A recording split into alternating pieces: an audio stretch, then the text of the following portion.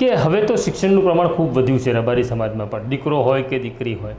ઘણા બધા IAS IPS અધિકારીઓ છે. ક્લાસ 1, 2માં પણ રબારી સમાજના યુવક યુવતીઓ હવે સરકારનો હિસ્સો બન્યા છે. પણ જ્યારે એ પણ શિક્ષિત થયા પછી પણ, એટલે આઈએએસ કે આઈપીએસ થયા પછી પણ જ્યારે લગ્નની વાત આવે છે ત્યારે પાછા પેલા આઈએએસ આઈપીએસમાંથી પાછા રબારી થઈ જાય છે. એવું કેમ થાય છે? જેમ મારા સસરા થયા હતા, હા, એ પણ ભણેલા ગણેલા હતા, એમને જમશેદપુર ટાટામાં કામ કરતા હતા, પણ અહીંયા આવ્યા તો એમને એનું રીઝન મને કદાચ એવું લાગે છે કે એ લોકોને એવું લાગે છે કે સમાજ શું વિચારશે અને સમાજ માટે શું.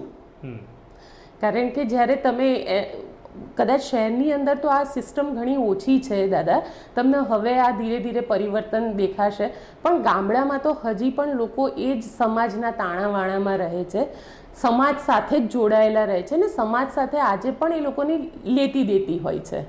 એટલે કદાચ મને એવું લાગે છે કે જે સિસ્ટમથી તમારે બહાર આવવું જોઈએ, કારણ કે હું તો આ સખત રીતે મને આનો ઘણો વિરોધ થઈ રહ્યો છે કે પાટીદાર સમાજ હોય કે પછી રબારી સમાજ હોય, આ બધા ઠાકોરો, આ બધા જ પોતપોતાના નવા બંધારણ બનાવી રહ્યા છે.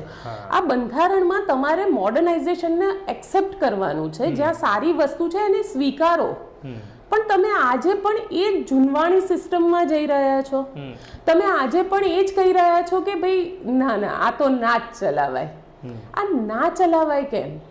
તમે એટલા ફ્લેક્સિબલ નથી થઈ શકતા કે તમે તમારી દીકરીની ફિલિંગ્સને, તમે એની ભાવનાઓને સમજી શકો? આ બધા નિયમો પાછા દીકરી માટે જ છે, દીકરા માટે નથી. ચલો માની લઈએ એક સમયે કે નિયમ દીકરા માટે પણ એટલા જ લાગુ પડે છે, પણ શું તમારા બાળકને તમે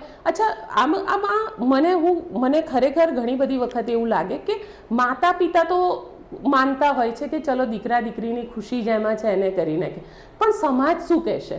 સમાજ આવું વિચારશે, પછી મારો નાનો ભાઈ છે કે નાની બેન છે એના લગ્ન નહીં થાય તો સમાજની અંદર